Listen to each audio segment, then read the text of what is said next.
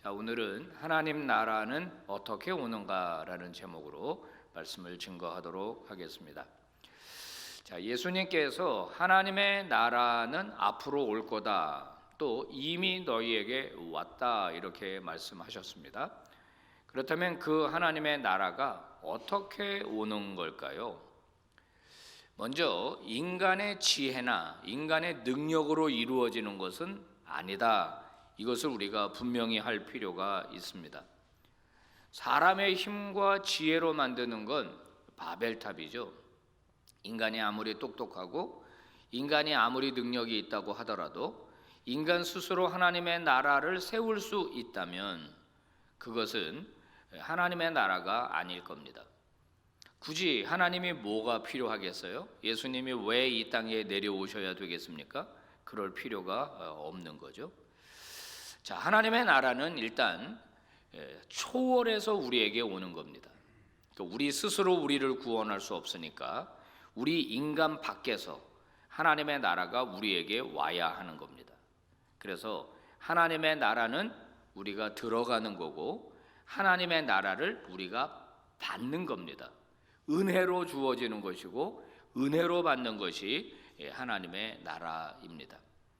그거를 뭐라고 말하느냐? 구원의 초월성이라고 부르는 거예요. 초월성. 자, 여러분 생각해 보십시오. 큰 바다 가운데 빠진 한 사람이 있습니다. 이 사람은 수영을 아주 잘합니다. 그렇다고 그 바다에서 살아나올 수 있을까요? 얼마 동안은 자기 수영 실력으로 떠 있을 수는 있겠습니다. 자기 힘으로 떠 있을 수는 있을 거예요. 어느 정도는 살아 있을 수 있을 겁니다. 그럼 자기 스스로 자기를 구원할 수 있습니까? 불가능한 것입니다. 어떻게 해야 할까요?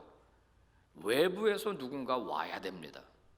구조용 헬기가 오든지 구조선이 오든지 와서 그를 구원해 주어야만 그는 생명을 유지할 수가 있는 겁니다. 마찬가지예요. 우리 인간은 스스로를 구원할 능력이 없습니다. 우리 스스로 모여서 유토피아, 우리 스스로 하나님 나라 천국을 만들 수 없어요. 그래서 하나님의 능력이 외부로부터 우리에게 와야 하는 겁니다. 인간은 항상 고대로부터 지금까지 당면한 현실의 문제를 해결하려고 할 적에 인간의 지식, 이걸 극대화하는 방향으로 나타났습니다. 그리고 인간의 선행을 독려하는 방식으로 나타났습니다. 이게 전혀 무시될 수는 없습니다만은 인간이 지식을 개발하면 더 높은 지식을 쌓고 더 전문적 지식을 쌓으면은 모든 문제가 해결이 될까요? 그렇지 않죠. 만약에 그럴 거라면은 지금쯤은요 하나님 나라가 거의 절반 이상은 됐었어야 맞아요. 지금 얼마나 지식이 넘쳐납니까? 얼마나 전문가가 많습니까? 석박사가 얼마나 많습니까 지금? 그렇지만은 인간의 문제가 해결되지 않고 있어요. 아니 더 나빠지는 것 같은 느낌을 받게 되거든요. 자, 잘 선행할 수 있도록 독려하고 상을 주고 시스템을 만들고 막 그렇게 하면 모든 문제가 해결될 수 있겠느냐? 그것도 우리에게 진정한 구원을 가져다 주지 못하는 겁니다. 인간이 만든 종교들을 한번 살펴보면요 크게 두 가지입니다. 하나는 인도 계열의 범신론, 그 다음에 이제 인도 계열의 개혁된 이제 불교. 이것은 모든 게 다 신이죠. 모든 게 다 신입니다. 그래서 신의 초월성은 여기서 배제가 됩니다. 이런 종교는 주로 내재성만 강조가 돼요. 내재성. 자, 그래서 이런 범신론을 가진 종교들은 뭐냐면은 이 윤회, 영겁의 윤회를 끊어야 되는 겁니다. 그죠? 끊어야 열반에 이르게 되는 거죠. 근데 이걸 누가 하는 거예요? 자기가 하는 겁니다. 그래서 이런 종교를 자력 구원론을 가진 종교다 이렇게 불러요. 자기 스스로가 자기를 구원하는 겁니다. 부처가 구원해 주는 게 아니에요. 자기가 도를 닦는 겁니다. 자기가 참선을 하는 거예요. 그래서 자기가 그걸 끊어내야 되는 겁니다. 깨달음, 이걸 통해서 구원이 이루어진다. 이런 신을 가진 종교들이 이제 많이 있는 거예요. 두 번째는 뭐냐면은 이슬람식 신론입니다. 이거는 초월성만 있어요. 내재성은 없습니다. 이슬람이 믿는 이 알라라고 하는 신은 이 땅에 오지를 않아요. 그냥 그는 하늘에 있습니다. 그래서 자기 기준으로 자기 기준에 다다르지 못하는 인간을 처단해요. 그 기준에 다다르기 위해서 어떻게 그러면 구원을 알 수 있느냐라고 물어보면 이슬람은 모른다예요. 가봐야 한다는 겁니다. 하늘나라에 가봐야 한다. 데이즘이라고 그러죠. 이신론. 신은 인간 세계에 관여 안 한다는 겁니다. 그냥 저 하늘에, 높은 하늘에만 있습니다. 그리고 이 세상은 마치 정교하게 짜여진 기계처럼 돌아가게 돼 있다. 이런 신론. 그래서 이런 신론은 숙명론입니다. 숙명론. 자, 이런 그 이슬람식 신론이 있다는 거죠. 그런데 우리 기독교는 어떻습니까? 하나님의 초월성도 인정되고 그분의 내재성도 인정되는 그런 아주 유일하고도 독특한 종교입니다. 하나님은 저 하늘에 계신 분입니다. 그런데 그 하나님이 인간의 몸을 입고 우리 가운데로 오셨어요. 삼위일체가 바로 그것을 우리에게 말해주는 겁니다. 그래야 하나님이 우리를 구원하시는 거죠. 하나님은 인간보다 초월해서 높은 분이고 모든 것을 할 수 있는 분입니다. 그런데 그 하나님이 인간을 사랑하셔서 인간들의 세상 가운데로 오시는 거예요. 초월해 계시면서도 우리 가운데 계신 그런 그 유래를 찾아볼 수 없는 독특한 종교가 우리 바로 기독교 아닙니까? 여러분 이런 말 들어보셨잖아요. 인간을 위해서 자기를 희생한 신을 본 적이 있느냐?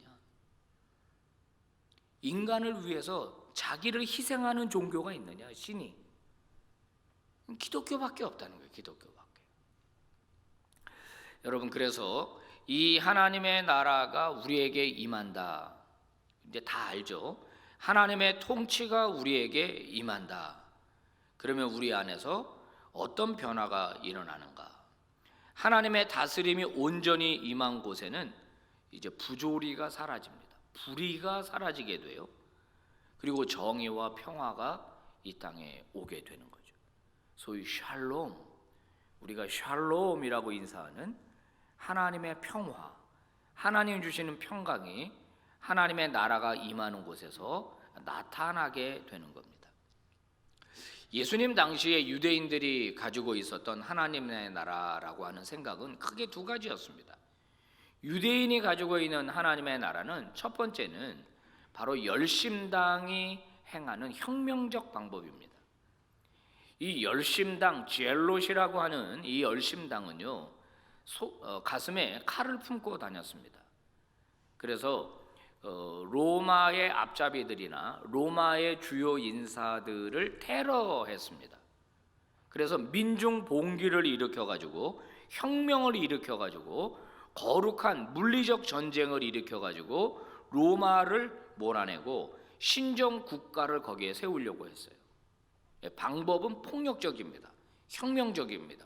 그런 방법으로 하나님의 나라가 이 땅에 오도록 그렇게 그들은 노력했습니다.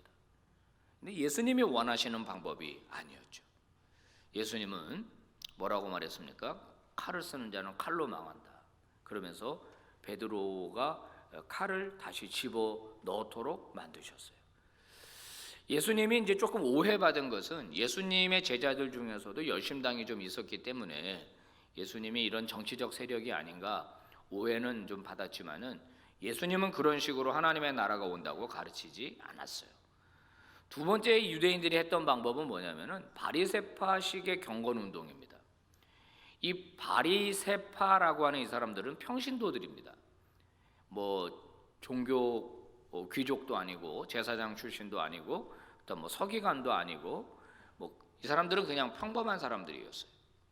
근데 이 사람들은 율법을 진짜 치밀하게 지켰거든요. 여러분 그 예수님과 논쟁 같은 데 보면은 장로의 유전, 식사 전에 손 씻는 거 있잖아요. 이 정결 예식인데 이거는 평신도들이 지켜야 할 그런 규범은 아니었어요. 이 제사장들이 제사 드리기 전에 자신을 깨끗하게 하기 위해서 씻는 그런 예식이었는데 제사장들이 지켜야 하는 정결 예식까지 다 지켰거든요. 평신도들이. 이유는 하나입니다. 이 경건 운동이 확산이 되면은 하나님의 나라가 온다고 본 겁니다. 혁명적인 방법보다는 소극적입니다. 그러나 이런 운동을 펼쳐가지고 하나님의 나라가 오는 것은 아니었습니다. 자, 그렇다면 예수님이 말씀하신 그 하나님의 나라가 어떻게 오는가? 오늘 우리가 읽은 이 본문 말씀, 이 석절 안에 바로 그 단서가 들어 있거든요. 먼저 마태복음 13장 31절 말씀입니다. 우리 한 목소리로 봉독을 해보겠습니다. 시작. 또 비유를 들어 이르시되 천국은 마치 사람이 자기 밭에 갖다 심은 겨다시 한 알 같으니. 자, 여기서 천국은 마치라고 말하면서 비유로 말씀하시죠. 천국이 뭐 같다고요? 겨자씨 한 알 같다는 겁니다. 천국은. 제가 그 마태복음에서 천국은 하나님 나라랑 같은 말이라 그랬죠. 천국, 하나님 나라, 하늘나라 같은 말이라 그랬습니다. 천국은 겨자씨 한 알 같다. 무슨 말일까요? 아주 작아서 잘 보이지 않는다는 겁니다. 있는 거야, 없는 거야, 이런 생각이 들 정도로 미미하다는 거예요. 그런데 이 씨를 갖다가 심으면 어떤 일이 벌어지죠? 시간이 지나면서 이 씨에서 싹이 나는 겁니다. 시간이 지나면서 이 씨가 점점 자랍니다. 나중에는 새들이 와서 깃들일 정도가 된다는 겁니다. 하나님의 나라는 그렇게 온다는 거예요. 자, 또 하나 33절 말씀 한 목소리로 봉독합니다. 시작. 또 비유로 말씀하시되 천국은 마치 여자가 가루 서말 속에 갖다 넣어 전부 부풀게 한 누룩과 같으니라. 네, 가루를 서말이나 가져다가 반죽을 했습니다. 그리고 그 안에다가 누룩을 넣었어요. 자, 반죽, 그러니까 가루 서말에 비교한 누룩은 아주 작은 겁니다. 그런데 시간이 지나면서 어떻게 되죠? 그 반죽이 점점 부푼다는 겁니다. 부풀어 오른다는 거예요. 자, 역시 이것도 아주 작은 양이지만은 그 밀가루 반죽 전체를 변화시키는 놀라운 영향력을 가지고 있다는 거예요. 자, 이 비유를 종합하면 세 가지 원리가 나옵니다. 첫째는 하나님 나라의 은닉성입니다. 숨겨져 있다는 거예요. 잘 안 나타난다는 겁니다. 잘 보이지를 않는다는 거예요. 두 번째 원리는 뭐냐? 하나님 나라의 필연성입니다. 하지만 그 씨는, 그 누룩은 반드시 필연적으로 변화를 일으킨다는 거예요. 변화를. 생명을 자라게 하는 그런 역사가 일어난다는 거거든요. 세 번째 원리는 뭐냐면 하나님 나라의 점진성입니다. 시간이 지나면서 이것이 확대되고 시간이 지나면서 나무가 자라고 시간이 지나면서 반죽이 풀게 된다는 거예요. 겨자씨의 비유는 외연의 확대라고 본다면은 누룩의 비유는 본질의 변화, 이것을 우리에게 보여줍니다. 다시 말하지만은 은닉성, 별 볼 일 없습니다. 이게 무슨 뭐가 일어나겠어, 변화가? 근데 변화가 일어난다는 거예요. 미미하고 보잘것없는데 시간이 지나면서 점진적으로 변화된 겁니다. 자, 예수님의 갈릴리 운동을 한번 생각해 봅시다. 예수님께서 주로 갈릴리에서 지나셨습니다. 갈릴리는 이스라엘 전체 지도를 놓고 보면 변방입니다. 예루살렘이 주도시예요. 예루살렘이 수도입니다. 갈릴리는 총구석입니다. 물고기나 잡아먹고 사는 거예요. 출세하려면 예루살렘으로 가야 됩니다. 근데 예수님의 하나님 나라 운동은 어디서 시작이 됐느냐? 이 갈릴리에서 시작이 됐습니다. 지난주에도 이제 제가 설교했습니다마는 나를 따라오려거든 그러면서 주님은 자기를 따라오는 사람을 다 쫓아냈습니다. 결국 예수님을 따르는 사람들의 핵심 멤버는 12명이었어요. 여러분, 이 12명이 무슨 일을 할 수 있겠습니까? 갈릴리라고 하는 지역은 지도를 전체 놓고 보면 아주 적은 동네입니다. 또 예수님의 핵심 멤버는 12명밖에 없었습니다. 그리고 여자 몇 명, 그죠? 복음서 보면 여자 몇 명 이름 나와요. 그 여자 몇 명이 예수님을 따라다닌 거였거든요. 유대나 이스라엘 전체를 놓고 볼 때도 그렇고, 로마 제국이라고 하는 지도 아래서 보는 갈릴리를 놓고 볼 때도 그렇고, 세계 지도를 놓고 보는 갈릴리도 그렇고, 미미하다는 거예요. 미미하다. 따라다니는 사람들도 다 뭐 어부 출신이고 세리 출신이고 뭐 유력한 사람이 없었어요. 미미하다. 별 볼 일 없었다는 거예요. 마치 겨자씨 한 알과 같았고 가루 서말에 비교하면 작은 누룩과도 같았습니다. 근데 그 예수님의 갈릴리 운동이 어떻게 됐습니까? 세상을 뒤집었어요. 세상을 뒤집었습니다. 2000년이라고 하는 세월이 지나면서 점진적으로 이 세상을 뒤집었거든요. 자, 그럼 예수님이 돌아가시고 난 다음에 제자들이 펼친 하나님 나라 운동을 한번 생각해 봅시다. 제자들이 하나님 나라 운동을 펼치니까 당장 이 극단적인 저항 세력을 만나게 되잖아요. 뭐죠? 로마입니다. 로마. 로마가 얼마나 기독교를 박해했습니까? 완전히 짓밟아서 완전히 축출해 버리려고 했거든요. 그러면 이 기독교라고 하는 이 소수의 사람들, 또 마이너리티입니다. 이 사람들은 그냥 풀뿌리 같은 사람들이에요. 로마 제국과 비교하면 상대가 되지를 않습니다. 우리가 종종 이런 속담을 하잖아요. 계란으로 바위 친다. 바위가 깨지겠습니까? 계란으로 친다고? 계란이 깨지죠. 그렇지 않아요? 그런데요, 여러분, 이 하나님 나라 운동은 놀랍게 313년이 됐는데 로마의 콘스탄틴이라고 하는 대제가 로마의 황제로 등극을 하면서 그렇게 박해했던 기독교를 국교로 세웠습니다. 국교로. 뭐 여기에 대한 이야기는 기니까 다 할 수는 없으나 로마 황제가 왜 기독교를 국교로 받아들였을까요? 그렇게 하는 것이 본인에게 이득이라고 생각했기 때문이에요. 기독교인들을 보니까 정직하거든요. 기독교인들을 보니까 성실하고 근면하거든요. 골로새서 3장 23절 같이 모든 일을 할 때 죽게 하듯 하라. 그러니까 기독교인들은 장애인을 돌보거든요. 기독교인들 보니까 건강하게 가정을 꾸려가고 있거든요. 그러니까 이 콘스탄틴에게 물론 성령의 역사도 있었지만은 정치적으로 아무리 주판을 이렇게 놔봐도 기독교를 국교로 인정하는 게 본인의 제국에 훨씬 더 유리하다고 생각이 됐기 때문에 기독교를 국교로 인정한 거거든요. 여러분, 이런 일들은요, 오늘도 지금 세상 곳곳에서 일어나고 있습니다. 어떤 청년이 어느 회사에 들어갑니다.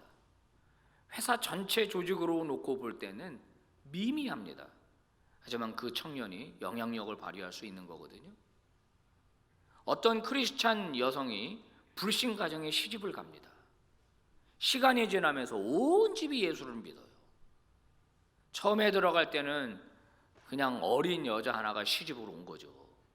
시간이 지나면서 그 가정을 변화시키는 거예요. 여러분, 어떤 한 사람이 어떤 공무원 조직에 들어가게 되면 그 공무원 조직이 변화되기 시작하는 거거든요. 이게 하나님의 나라라고 하는 것이 미미한데 아무것도 아닌 것 같은데 그 복음을 들고 있으면 그 사람 속에서는 반드시 영향력이 나타난다는 겁니다. 그러면 구체적으로 어떻게 나타나는가? 여러분, 마가복음 12장 28절에서부터 31절 말씀을 우리가 한번 봉독해 봐야 되겠습니다. 시작. 서기관 중 한 사람이 그들이 변론하는 것을 듣고 예수께서 잘 대답하신 줄을 알고 나와와 묻되 모든 계명 중에 첫째가 무엇이니까? 예수께서 대답하시되 첫째는 이것이니 이스라엘아 들으라. 주 곧 우리 하나님은 유일한 주시라. 내 마음을 다하고 목숨을 다하고 뜻을 다하고 힘을 다하여 주 너의 하나님을 사랑하라 하신 것이요 둘째는 이것이니 내 이웃을 내 자신과 같이 사랑하라 하신 것이라. 이보다 더 큰 계명이 없느니라. 자, 예수님께 물어봤습니다. 가장 큰 계명이, 제일 중요한 계명이 뭔가요? 라고 물어봤습니다. 유대인들이 알고 있는 계명들, 10계명 10개를 포함해서 하나님의 말씀을 잘 지켜내는 계명은 600가지가 넘죠. 뭐가 제일 중요한 거예요? 라고 물었습니다. 예수님이 아주 간단하게 서머리, 요약을 해주셨어요. 요약. 그 요약해 준 것이 오늘 이 말씀이거든요. 뭐라고 말해요? 첫째는 이거다. 잘 들어라. 그러면서 첫째는 마목뜻힘, 마목뜻힘. 마음을 다하고 목숨을 다하고 뜻을 다하고 힘을 다하여 뭐하라? 하나님을 사랑하라. 성경이 말하고 있는 계명 제일 중요한 건 뭐냐? 네 마음을 다해라. 그리고 네 목숨을 다하고 뜻을 다하고 힘을 다하여 하나님을 어떻게 하라? 사랑하는 거다. 사랑하는 거다. 그리고 둘째는 이것이니 그러면서 내 이웃을 너 몸처럼 사랑하라. 여러분 이것을 뭐라고 말하냐면 사랑의 이중계명이라고 부릅니다. 김세윤 박사가 주로 말하는 건데 사랑의 계명인데 두 가지라는 거예요. 하나님 사랑, 이웃 사랑. 이게 성경이 우리에게 가르쳐주는 가장 중요한 핵심이라는 거예요. 핵심. 창세기부터 말라기까지 구약 성경을 보면 굉장히 복잡한 것 같죠. 이 구약 성경 39권을 기름 짜는 틀에다가 넣고 꽉 짜면은 딱 하고 한 방울 떨어지는데 그게 뭐냐? 하나님 사랑, 이웃 사랑이라는 거예요. 신약에 있는 말씀을 틀에 넣고 꽉 짜면은 한 방울 떨어지는데 그 엑기스가 뭐냐? 하나님 사랑, 이웃 사랑이라는 거예요. 지금 예수님은 하나님 나라 천국 복음을 전해 주시면서 하나님의 통치가 이 땅에 임하게 하려면은 두 가지다 이거예요. 네 마음을 다하고 뜻을 다하고 목숨을 다하고 힘을 다하여 하나님을 사랑하고 두 번째는 내 이웃을 네 몸처럼 사랑하는 거다. 그러면 그것이 실현되는 곳에 하나님의 통치가 임하면서 하나님의 나라가 온다는 거예요. 자, 이 두 가지 계명을 한번 잘 생각해 봐요. 하나님 사랑 안 하죠? 그리스도인들 중에서도 입으로는 사랑하는데 실제로는 그 사랑의 표현을 제대로 안 하는 그리스도인들이 많이 있습니다. 하나님을 사랑하지 않고 하나님을 사용하려고 합니다. 그래서 내 복을 받아내려고 하는 거예요. 복을. 신을 회유해서 하나님을 회유해서 복을 받아내려고 하는 거예요. 나 잘 되려고. 여러분 이러면 이제 기독교가 변질이 되는 겁니다. 사실 그동안 한국 교회가 비난받았던 이유 중에 하나가 이걸 거꾸로 가르쳤기 때문이에요. 하나님을 사랑하라고 가르친 게 아니라 하나님을 사용해서 네가 원하는 것을 받아내라. 그래서 축복, 축복, 축복, 축복. 물론 하나님이 복 주시는 하나님인데 그것만을 갈구하는 거예요. 그것만. 자, 아이가 어린아이가 있습니다. 아주 어린아이예요. 아버지가 출장을 갔다가 들어왔어요. 아빠 선물 사왔어? 아빠 선물 사왔지. 그랬더니 선물을 받아가지고 빠르게 지방으로 쏙 들어갑니다. 야, 아빠 다녀왔는데 사랑해 해줘야지. 뽀뽀해줘야지. 필요 없어? 그리고 선물만 가지고 그거 뜯어보고 앉아있어요. 애기니까 그렇죠. 애기니까. 성도가 이렇게 애기짓만 하면 되겠습니까? 아빠를 사랑해야죠. 엄마를 사랑해야죠. 그게 더 중요한 거 아닌가요? 엄마 손에 들려있는 아빠 손에 들려있는 선물만 탐낸다. 평생 그렇게 살아낸다. 그러면 그 자식은 철이 덜 든 걸 거예요. 장애인이거나. 그렇지 않겠습니까? 하나님을 사랑하는 것. 두 번째는 이웃을 사랑하라고 그랬습니다. 누구처럼? 네 몸처럼. 그런데 인간은 이웃을 잘 사랑하지 않아요. 그것도 인간은 인간을 사용하려고 듭니다. 이거에 대한 책들이 많이 있어요. 마틴 부버의 유명한 책 있죠. 나와 너라고 하는 책에서 그런 얘기합니다. 하나님이 상대를 사랑하라고 했는데 인간이 타락하면서 인간을 사용한다는 거예요. 자꾸 도구화하는 겁니다. 물건처럼 취급하는 거예요. 나와 그것의 관계 이렇게 말하거든요. 나와 너가 아니라 나와 그것, 상대를 물건 취급한다는 겁니다. 노동력을 착취해야 되고 정당한 대가를 지불하려고 하지 않고 어떻게든지 상대를 이용하려고 하고 나한테 효용 가치가 있으면 바짝 달라붙고 나에게 별 이용 가치가 없으면 그냥 과감하게 등을 돌려버리는 인간관계. 성도 여러분, 우리는 이 말씀을 잘 기억해야 됩니다. 하나님에 대한 전적인 헌신 그리고 이웃에 대한 사랑, 이게 온전하게 이루어지면 하나님의 나라는 오는 거예요. 물론 이것을 오해해가지고 무조건 잘해주고 무조건 손해보라는 뜻은 아닙니다. 우리는 매 순간 선택의 갈림길에 서게 됩니다. 하나님의 통치를 받을 건지 사탄의 통치를 받을 건지, 하나님의 뜻에 순종할 건지 사탄의 뜻에 순종할 건지. 하나님은 우리에게 하나님을 사랑하고 이웃을 사랑하라고 요구하십니다. 하지만 사탄은 네가 하나님이 되어 상대를 얼마든지 이용해라 이렇게 말하죠. 하나님 사랑의 반대말은 우상 숭배입니다. 우상 숭배 중에서 가장 강력한 우상은 물질입니다. 만몬이죠. 만모니즘에 빠져 있는 사람은 하나님에 들어가기가 아주 어렵다 그랬습니다. 낙타가 바늘길을 통과하는 것보다 더 어렵다 그랬어요. 왜냐하면 그 사람은 하나님을 섬기는 게 아니라 물질을 섬기고 있으니까. 어떻게든지 상대를 피해주고 많이 모아야 되니까. 그러나 제대로 된 그리스도인이라면 그렇게 안 하죠. 제대로 된 그리스도인들은 그렇게 안 합니다.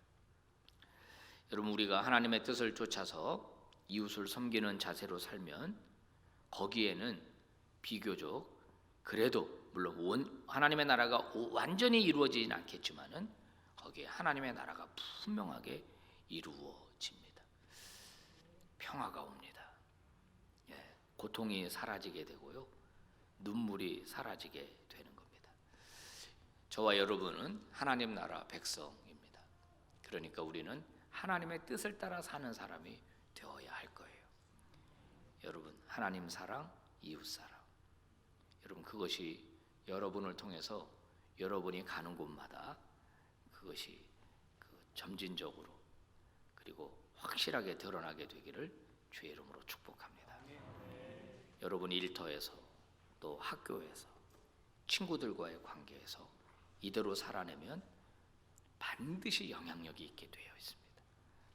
그런 빛과 소금으로 이 세상을 변화시키는 우리 빛과 소금의 모든 교우들 되기를 주의 이름으로 축복합니다. 기도하겠습니다.